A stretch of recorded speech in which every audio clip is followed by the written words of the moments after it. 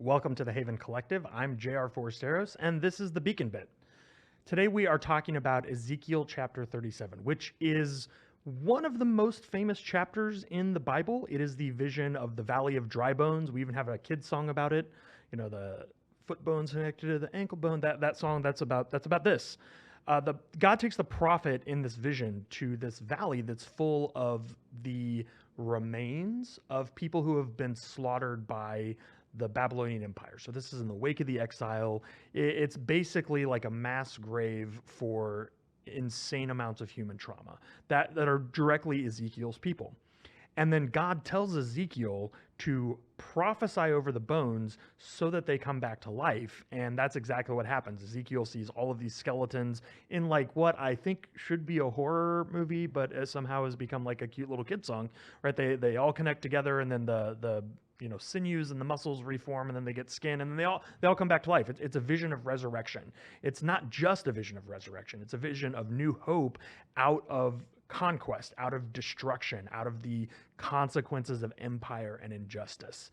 So the prophet here is really functioning in a way like an artist. And so, in light of that, I thought rather than me trying to wax poetic about Ezekiel, I would bring in someone who I think is a poet for our time, someone that I've long admired. He is an activist, he is a musician, he is an author. He's one of my favorite people in the world, and I'm so glad that he agreed to join us today. His name is Andre Henry, and he's here. So let's welcome Andre to the Haven Collective. Andre Henry, the one and only, thank you so much for joining me today. I am so excited about this conversation. Thanks for having me. I really appreciate the invitation. So I've been following you for, I don't know, like 5 or 6 years, I think. And anytime I talk to you or talk to other people about you, I describe you as an activist. But Uh-huh. I'm starting to think that is not how you see yourself. I'm starting to think. Um, I have a complex relationship with the word activist. Um, I think that I am what people think of when they use that word, right? But my problem with the term activist is it creates a special category of people. Okay. And there are a few things I want to say about that. Um, let me tell a story. I went to this was like maybe a year into me um shifting my focus around my art, my music, all the gifts that I have really, I was like, I'm gonna throw everything I can at racism. So um I was writing, I was making videos, I was writing music, I was performing and really talking more about racism in the US. Went to this wine bar in Pasadena where I used to live called Bodega. And I remember someone introduced me to one of their friends there because me and my friends used to go to Bodega every Wednesday night. And someone introduced me to one of their friends and introduced me as someone who I don't remember what they said, but something to that effect, activist or civil rights leader or something, right? And the guy gets really excited. He's black, by the way. I think this is important. And he goes, "Oh, you're into social justice? Oh, that's so cool, man. Social justice isn't my thing, but I'm so happy for you, right?" Okay. And that illustrates to me the problem that I have with the term activist is that activist is what we call people who it's like we're saying it to me, it sounds like we're implying that fighting for your life is like a hobby or a special interest, Yeah. right? Yeah. Right? You're once you wake up to the fact that your personal suffering, which is where all so-called activism comes from, is not just a personal problem, but it's an instance of collective suffering that is shaped by political factors. And the way to mitigate that personal suffering, which is actually tied to the suffering of others. Then I found out that Bob Marley was a singer-songwriter when I was about 9. And I was like, oh, I didn't know that was a job. Like, I didn't realize that you could, like, that was a career. I thought you had to be like a policeman, a fireman, or like a postal worker or something. And so, like, of the three, I was going to choose fireman, Sure. right? That's what and I say that to say people don't, like, kids don't say that what they want to do when they grow up is fight for a livable planet or fight systemic racism or something like that. I want to be one of millions of people who understand that the suffering that we are experiencing in the world is connected not just to one another and to other people in the various groups that we're in and across the various groups that we're in. They're connected to political forces. And the way for us to really be well in the world and to live fulfilling lives, meaningful lives, dare I say happy lives, is for us to be able to change the world. And so that's why I have a complicated relationship with it, because I realize that when you say activist to people, it boxes it into something and disconnects it from the other identities that you have. I knew you in that box as Andre the Activist. That's where I Yeah. first subscribed to your newsletter, to your podcast. That's where I pre-ordered your book, all that stuff. Yeah. And it Yeah. has been over the last few years that I have come to know Andre the musician. Which again, Yeah. now that I know you better in that weird way that the internet can make relationships with people that you've never actually physically met, right? Like the way I feel like I know you Yeah. better because I know that you are first and foremost a musician. And it's Yeah. been really, I don't know, enriching for me to know the part of you that I feel is that more like authentic, full you, which is the musician self, not the activist self, as you said, fighting for survival. And so I wondered, Yeah. so back in 2017, when you really pushed Mhm. out, it doesn't have to be this way, which I think is just like, Yeah. it's such a it's such a great prophetic phrase, right? It says so much in such a pithy Mhm. little space that I love it. And you released a song in 2017 called "It Doesn't Have to Be This Way." It was very much Yeah. a spiritual. And then you did a Yeah. remix in 2021 that's, I think, really different. And so I'm curious now. Now we're Super even different. 3 years past 2021, which can't believe that. But when you look back at these songs, at their similarities and their differences, how do you describe the two of those songs and their relationship? Now from the perspective of where you are. For sure. And I appreciate, what you said about, understanding that first and foremost, like, I'm an artist, right? If racial injustice was not something that we needed to fight, I would still be making music.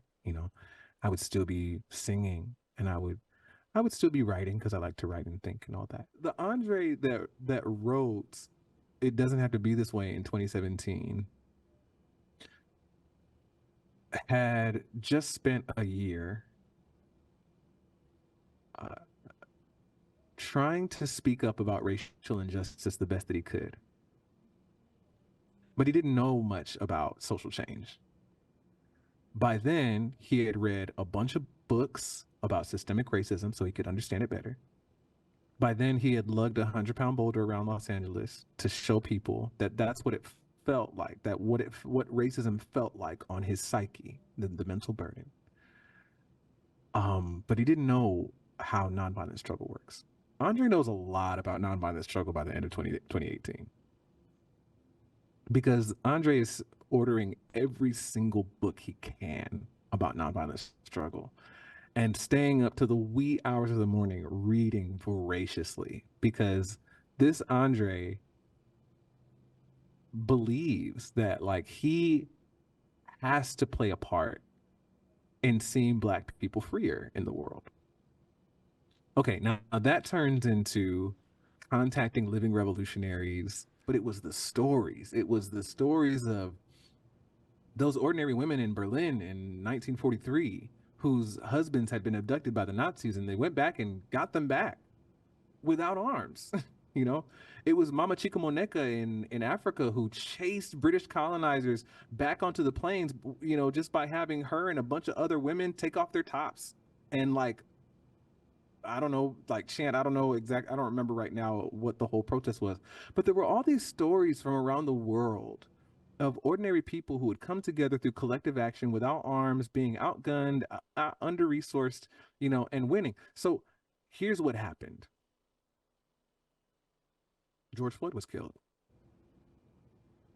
George Floyd was killed, and millions of people who were not activated enough in 2014, 2015, 2016 found themselves on the streets. And I credit that to the brilliant organizing that happened over the years, but since the killing of Trayvon Martin up to 2020, and not just the organizers, but also the culture workers like Austin Channing Brown, and other writers, Ta-Nehisi Coates, um, Ava DuVernay, all the cultural work that was helping to shift people's common sense. In 2016, it was just Black people on the street for the most part. I'm exaggerating. I'm speaking hyperbolically, but it was mostly Black people on the streets for Black Lives Matter. In 2020, there were small rural white towns where there were all white groups on the street chanting George Floyd's name. They were toppling the statues of colonizers in Europe, and there were marches in South America, in Papua New Guinea for Black lives. Oh my God, JR. Yeah, I don't think anyone can understand. Like, if you have been reading about mass protest and civil resistance and trying to help people understand what we could do together, and then finally you see the whole world rising up for racism, I can't describe what that felt like, Yeah. you know? Not only that, I saw major corporations feeling pressured to put Black Lives Matter on the front pages of Yeah. their websites. Yeah. I turn on Amazon Fire Stick and it says Black Lives Matter, right? Okay, so in the midst of 2020, I'm going back to the streets with all that I know, right? I'm like standing on the steps of the Pasadena police station, at City Hall, on cars in the middle of the street, and I'm telling people all the stuff that I learned since 2017. Since I wrote the first It Doesn't Have to Be This Way, and I wrote that song with a feeling that it didn't have to be this way because I believed that we had the power to change things through collective action. I believed it.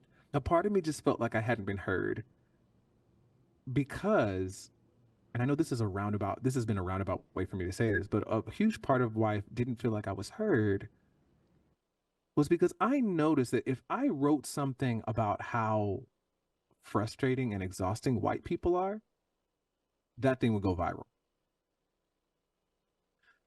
If I wrote a tweet, if I wrote a tweet about the 3.5% rule, I didn't really see anything. If I wrote something about the principle of consent, I didn't really see that kind of response, right? And so I started feeling like, oh, like people are viewing what I'm doing as like anti-racist entertainment. And what they're really entertained by is me dunking on white people. Because what? I don't want to dunk on white people for your entertainment. I want you to know that if you and your friends, you and your mahjong group, you and your biker club, you and your church, whatever, if you all were to really think about what resources you have and how power moves in your city, you could change things for the better. Didn't think people were hearing that. So that's why, like in verse 2 of the new It Doesn't Have to Be This Way, it puts it very succinctly, right? We are like gods, but don't even know it. Whatever we do becomes history. Then I stole Howard Zinn's quote. They may have the guns, but we have the poets. The future will be whatever we sing, right? Right. And so I couldn't have written that in 2017. Right. So what you're hearing in 2021 is the Andre who has studied nonviolent struggle, the Andre who has been on the streets for years, the Andre who has tried to organize his own, in his own way, in his own sphere of influence, and the Andre who has been hurt by the movement too. you know, by the struggle. Awesome.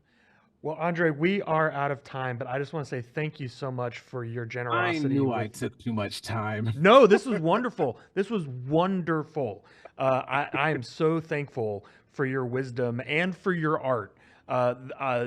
There's going to be a playlist of Andre Henry music attached to this video so people can check out and hear, again, the way you weave your message together. And I mean, honestly, we just barely scratched the surface of all the things I wanted to talk to you about. So maybe we'll have to have you back another I time. was, oh, because I do that every time. So it was like, hey, here's one question. I'm like, do you have 30 minutes? Yeah, no, this was great. I wouldn't change a thing. Thank you so much. It's so good to see you, my friend.